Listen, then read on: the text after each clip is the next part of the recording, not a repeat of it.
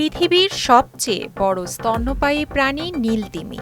এর সম্পর্কে মানুষের কৌতূহলের শেষ নেই। এরা মাছের মতো ফুলকা দিয়ে নিঃশ্বাস নেয় না, আবার ডিমও পারে না। অক্সিজেন নেয় মানুষের মতো ফুসফুস দিয়ে, আবার বসবাস করে পানিতে। পানিতেই খাওয়ায় শিশু তিমিকে দুধ। নীলতিমি লম্বায় ১০০ ফুট হয়। নীলতিমির জিভের ওজন একটা হাতির ওজনের সমান। এর হৃৎপিণ্ড একটা প্রাইভেট কারের সমান। এদের ওজন প্রায় ২০০ টনের মতো, আর একটা নবজাতক নীলতিমির ওজন প্রায় ৩ টন।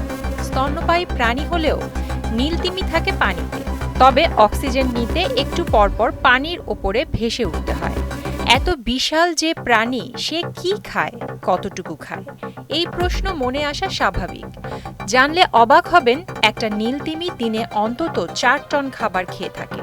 পছন্দের খাবার হলো ক্রিল নামের অতি ক্ষুদ্র এক ধরনের মাছ।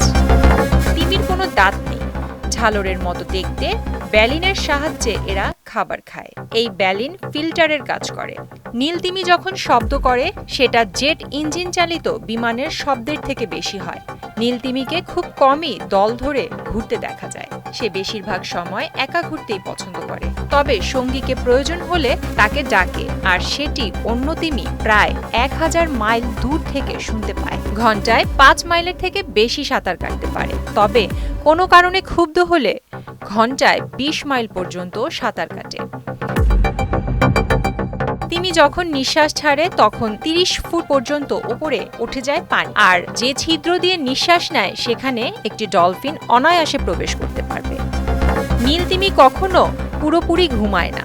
তার মস্তিষ্কের অর্ধেক ঘুমায়, বাকি অর্ধেক জেগে থাকে। কারণ হিসেবে মনে করা হয়, তিমি যদি ঘুমিয়ে পড়ে এবং সময় মতো না জাগে, তাহলে দম আটকে মারাও যেতে পারে। প্রতি ২ থেকে ৩ বছর পর পর এরা সন্তান জন্ম দেয়। সন্তান জন্মানোর সময় হলে এরা উষ্ণ পানির দিকে চলে যায়। নীলতিমির বাচ্চা লম্বায় ২৫ ফুট হয়, আর প্রতিদিন প্রায় ৫০০ লিটার দুধ পান করে।